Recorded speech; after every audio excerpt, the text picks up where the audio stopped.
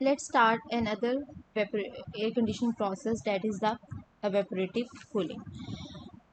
अब evaporative cooling क्या होता है हमारे पास, जब हम सिंपल एयर को पास करते हैं एक कूलिंग पैड के ऊपर से, या जैसे हमारे पास घरों में कूलर्स हैं, जब एयर पास करता है उस वेट सरफेस के ऊपर से, वो क्या करता है कि वाटर के जो मॉइस्चर पार्टिकल हैं वो एब्जॉर्ब कर लेते हैं, जिसकी वजह से एयर का जो ड्राइबल टेम्परेचर है वो रिड्यूस हो जाता है। इस तरह का जो प्रोसेस है उसे हम क्या कहते हैं, this is called the evaporative cooling. जो हमारे घरों में एयर कूलर्स हैं, that is the best example of the evaporative cooling. इसमें क्या हमने मॉइस्चर एयर पास की, लेट्स से में SM1 है T1 ओमेगा 1 के ऊपर, this is the soak pad soaked in water saturation level तक, जिसकी वजह से टेम्परेचर रिड्यूस हुआ और सम हाउ हम कह सकते हैं कि उसकी ह्यूमिडिटी में भी चेंज आता है, ह्यूमिडिटी जो है वो इंक्रीज हो जाएगी, क्योंकि वाटर पार्टिकल एब्जॉर्ब करने की वजह से उसकी जो ह्यूमिडिटी कॉन्टेंट्स हैं, वाटर कॉन्टेंट्स हैं, वो भी इंक्रीज हो जाएंगे। So this is the schematic how the evaporative cooling works. This is the hot dry air, this is the water distribution. it pass यहाँ से evaporative pad में से पास हुई, पास होने के बाद ये आगे ब्लोअर लगा हुआ है, और ब्लोअर जो है वो कूल एयर को रूम के अंदर सर्कुलेट करता है। जब हम इसको शो करते हैं साइकोमेट्रिक चार्ट के ऊपर, तो ड्राइबल टेम्परेचर क्योंकि रिड्यूस हुआ T1 से T2 के ऊपर, ह्यूमिडिटी इंक्रीज हुई ओमेगा 1 से ओमेगा 2 पे, पहले वो कम थी, वाटर कंटेंट ऐड होने की वजह से ज़्यादा हुई, तो वो 0.2 फाइनल कंडीशन। तो this line 1 to 2 shows the evaporative cooling. Owing to the low humidity of the moist air entering at state 1, part of the injected water evaporates. The energy for evaporation is provided by the air stream, which is reduced in temperature and exit at state 2 with a lower temperature than the entering stream, because the incoming air is relatively dry. So the additional moisture carried by the exiting moist air stream is normally beneficial. एक problem discuss करते हैं। Air at 38 degree Celsius and 10% relative humidity. Initial condition क्या है, 38 degree Celsius and 10% relative humidity. Enters an evaporative cooler with a volumetric flow rate of 140 meter cube per meter. Moist air exits the cooler at 21 degrees Celsius. Water is added to the soak pad of the cooler as a liquid at 21 degrees Celsius and evaporates fully into the moist air. There is no heat transfer with the surrounding and the pressure is constant throughout 1 atm. Determine the mass flow rate of the water to the soak pad and the relative humidity of the moist air at the exit of the evaporative cooler. अच्छा, अगर मैं इसको schematic इसकी show करूँ तो मेरे पास क्या है, basically diagram it look like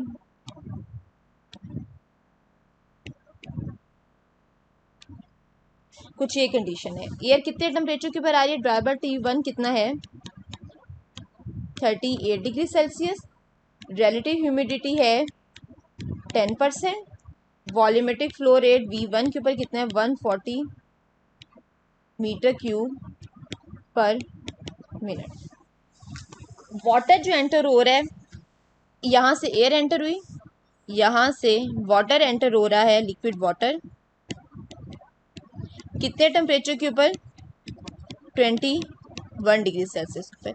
ये दोनों जब मिक्स होने के बाद यहाँ से लीव करते हैं तो टेम्परेचर है हमारे पास 21 डिग्री सेल्सियस।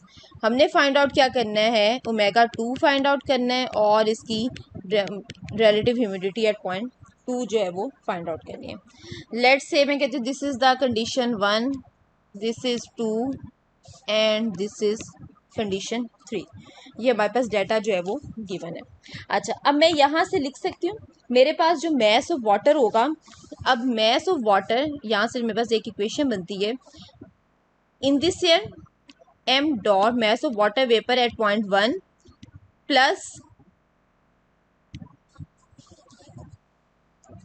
ये जो वाटर एंटर हो रहा है, मैस ऑफ वाटर MW ये एंटर हो रहा है, it must be equal to यहाँ से जो कि एग्जिट हो रहा है MW2। तो मैस ऑफ वाटर जो इस एयर के अंदर था प्लस ये जो मैस ऑफ वाटर यहाँ से एंटर हो रहा है, दोनों मिक्सअप होने के बाद जो टोटल मैस ऑफ वाटर है M2 जो है वो यहाँ से लीव कर रहा है। तो यहाँ से मेरे पास एक इक्वेशन बनती है, mass of water at 0.3 is equal to mass of water at 0.2 minus MW1 and we know that omega किसके इक्वल होता है, that is equal to mass of water divided by mass of air. तो यहाँ से can I right mw की जगह पे mass of air into omega. अब यहाँ पे एयर जो जा रही है mass of air 0.1 के ऊपर होगा, वही mass of air 0.2 के ऊपर होगा and that is equal to mass of air. Change किस में आ रहा है? ओमेगा में चेंज आ रहा है. तो यहाँ से इक्वेशन हमारे पास बन जाएगी mass of air omega 2 minus omega 1 and this is equals to mass of water. Mass of water is equals to mass of air into omega 2 minus omega 1. क्योंकि बेसिकली एयर ही हमारे पास जा रही है. अब यहाँ से जो एयर जा रही है वो ड्राई एयर का मैस तो सेम रहेगा, चेंज किस में आएगा? उसकी ह्यूमिडिटी कंटेंट में, वाटर कंटेंट में. तो वो हमने किसके साथ शो कर दिया कि इस पॉइंट के ऊपर वाटर कंटेंट 1 है, इस पॉइंट के ऊपर वाटर कंटेंट क्या है 2 है, और ये इसका जो वाटर का मैस ऐड हो रहा है डेट इज mw. तो इस तरह हम यहाँ से ओमेगा 2 और ओमेगा 1 जो है उसको फाइंड आउट कर सकते हैं. अच्छा, अब सबसे पहले हमने फाइंड आउट करना है ओमेगा 1. अब ओमेगा 1 जो है from the psychometric chart, condition क्या लेनी है हमने? ओमेगा 1 निकालना है. T1 38 degree Celsius, relative humidity 10%. कैसे आएगा? चार्ट जो है मेरे पास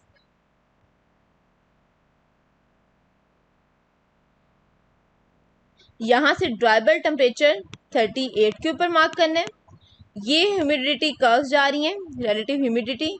लेट्स से दिस कर्व यहाँ पे इंटरसेक्ट किया, यहाँ से हॉरिजॉन्टल लाइन इस वर्टिकल एक्सिस के ऊपर लेके जानी है. यहाँ से जो वैल्यू आएगी this is the value of omega 1.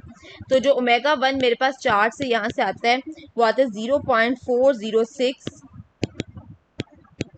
Grams पर ग्राम. तो ये हमने फाइंड आउट कर लिया ओमेगा 1 की वैल्यू. जब हमारे पास ओमेगा 1 आ जाएगा, now we have to calculate the omega 2.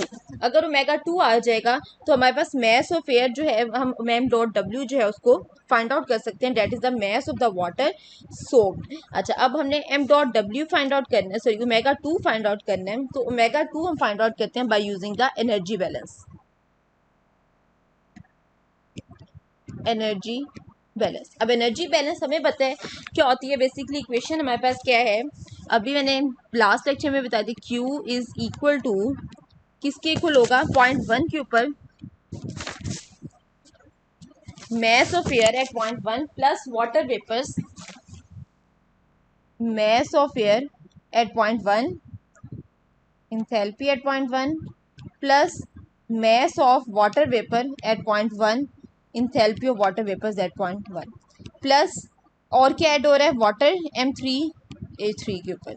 Leave क्या कह रहा है? Work of control volume plus mass of air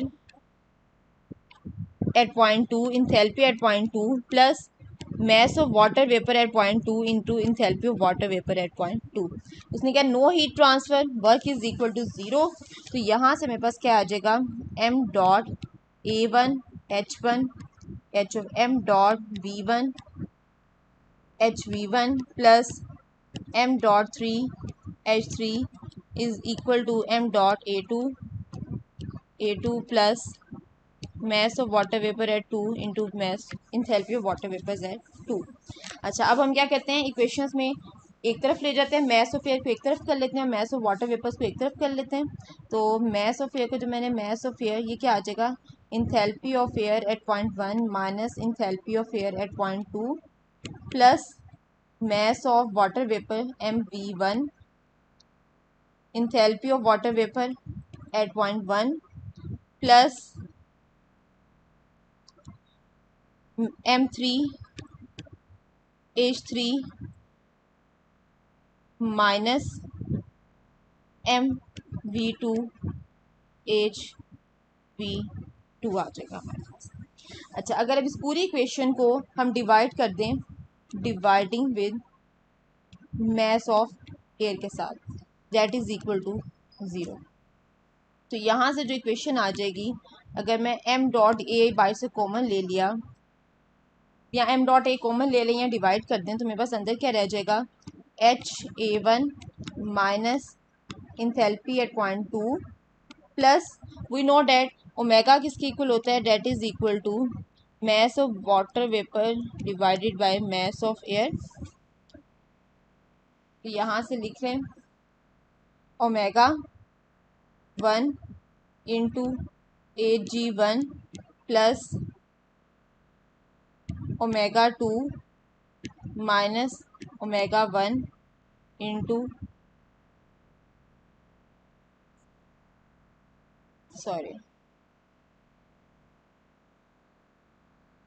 minus mv2 omega 2 hv2 plus m3। अच्छा, अब हमने m3 water divided by mass of air, ये हमारे पास देखें प्रीवियस इक्वेशन में हमने यहाँ पे लिखा है किसके इक्वल है, मास ऑफ वाटर किसके इक्वल है, mass of air into omega 2 minus omega 1 के। तो मास ऑफ वाटर की जगह पे पुट करते हैं, ये this is the mass of water divided by mass of air. तो ये हमारे पास आ जाएगा ओमेगा 2 माइनस ओमेगा 1 इंटू, अच्छा H3 इंथैल्पी ऑफ वाटर है, तो इसको हम किसके साथ रिप्लेस कर देंगे, HF के साथ रिप्लेस कर देंगे। अच्छा, यहाँ पे क्योंकि वेपर्स की इंथैल्पी थी उसको मैंने किसके साथ रिप्लेस कर दिया, G के साथ रिप्लेस कर दिया, और वाटर की इंथैल्पी किसके इक्वल होती है, that is equal to enthalpy of liquid HF के। अच्छा, एज्यूम करते हैं CP हमारे पास इक्वल है 1.00 किलो जॉल पर केजी। तो यहाँ से HA1 किसके इक्वल आ जाएगा, ट्राइबल टेम्परेचर CP T1, तो T1 है 38 किलो जॉल पर केजी। HA2 किसके इक्वल आ जाएगा, 2 पॉइंट का टेम्परेचर CP T2 21 किलो जॉल पर KG. HA3 Ag1 steam table से कितने टेम्परेचर के ऊपर, एट 38 डिग्री सेल्सियस हमने देखा, तो स्टीम टेबल यूज़ करते हैं 2571.0 किलो जॉल पर केजी। इसी तरह Ag2 21 डिग्री सेल्सियस के ऊपर इसकी वैल्यू आ गई 96.41, और HF जो है हमारे पास एट 21 डिग्री सेल्सियस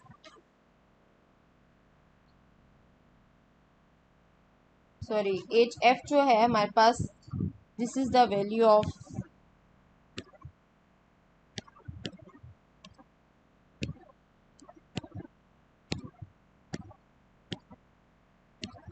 ये HF की वैल्यू है, और Hg है 21 डिग्री सेल्सियस आता है 2543.95 किलो जॉल पर केजी। तो यहाँ सारी वैल्यूज़ इस इक्वेशन में पुट कर दें, तो यहाँ से एम ए सब वैल्यूज़ हैं, only unknown is the omega 2। तो ओमेगा 2 यहाँ से जो हमारे पास आता है डेट इज़ 0.04725 ग्राम्स पर ग्राम। तो ये मेरे पास आ जाती है वैल्यू ओमेगा 2 की। ओमेगा 2 भी आ गया, ओमेगा 1 भी आ गया। नेक्स्ट अब हमें क्या चाहिए, मास ऑफ एयर चाहिए। मास ऑफ एयर आ जाएगा तो हम यहाँ से मास ऑफ वाटर जो है वो फाइंड आउट कर सकते हैं। मास ऑफ एयर निकालते हैं। अच्छा, अब हमें पता है simple mass is equal to P M V is equal to P V is equal to MRT। तो मास ऑफ एयर पॉइंट 1 के ऊपर P1 V1 RT1। तो P1 उसने क्या, एटमॉस्फेरिक प्रेशर 13101325, और V1 हमें गिवन है 140, R की वैल्यू 0.28, T1 हमें केल्विन में 311 केल्विन। तो यहाँ से मास ऑफ एयर आ जाता है 162 किलोग्राम पर मिनट। तो मास ऑफ वाटर किसके इक्वल आ जाएगा, that will be equal to 162 हमारे पास ओमेगा 2 माइनस ओमेगा 1। ओमेगा 2 हमने अभी निकाला 0.0475 माइनस ओमेगा 1 हमने निकाला था 0.01 0.046 तो यहाँ से मेरे पास ये किसका मैस आ जाएगा, m.w। यहाँ से हम फाइंड आउट करेंगे, तो m.w जो आता है 1.18 किलोग्राम पर minute. This is the mass of water. अच्छा, अब बी पार्ट के अंदर वो क्या कहते हैं, हमने रिलेटिव ह्यूमिडिटी निकालनी है पॉइंट 2 की। पॉइंट 2 की रिलेटिव ह्यूमिडिटी निकालने के लिए हमें पता है relative humidity is the ratio of the vapour pressure into vapour pressure at saturation. Saturation के ऊपर vapour pressure, existing vapour pressure to the vapour pressure at saturation. अब सबसे पहले हमें PV निकालना होगा। तो हमें पता है, हमारे पास एक फॉर्मूला है रिलेटिव ह्यूमिडिटी का, ω2 इज इक्वल टू 0.622। 2 पॉइंट का वेपर प्रेशर चाहिए, 2 पॉइंट की इंथैल्पी निकालें Pg2, सेचुरेशन टेम्परेचर T2 के ऊपर 0.622 P divided by P minus PV2। अब प्रेशर हमारे पास एटमॉस्फेरिक प्रेशर है PV2, यहाँ से जो मेरे पास आती है वैल्यू पुट कर दें। ω2 है हमारे पास, तो PV2 आ जाता है 0.047101325 डिवाइडेड बाय 0.622 माइनस 0.047। तो यहाँ से PV2 जो मेरे पास आता है डेट इज़ 7.118 पास्कल और 0.07118 किलो पास्कल, ये वैल्यू आती है PV2 की। अब हमने सेचुरेशन प्रेशर कहाँ से आएगा? From the steam table. Steam table से जब हमने सेचुरेशन प्रेशर देखा तो उसकी वैल्यू आती है 24.895 पास्कल। तो यहाँ से जो वैल्यू पुट करें, रिलेटिव ह्यूमिडिटी आती है 28.5%, 0.2 की जो है वो relative humidity आ जाती है। So this is all about the example related to the evaporative cooling.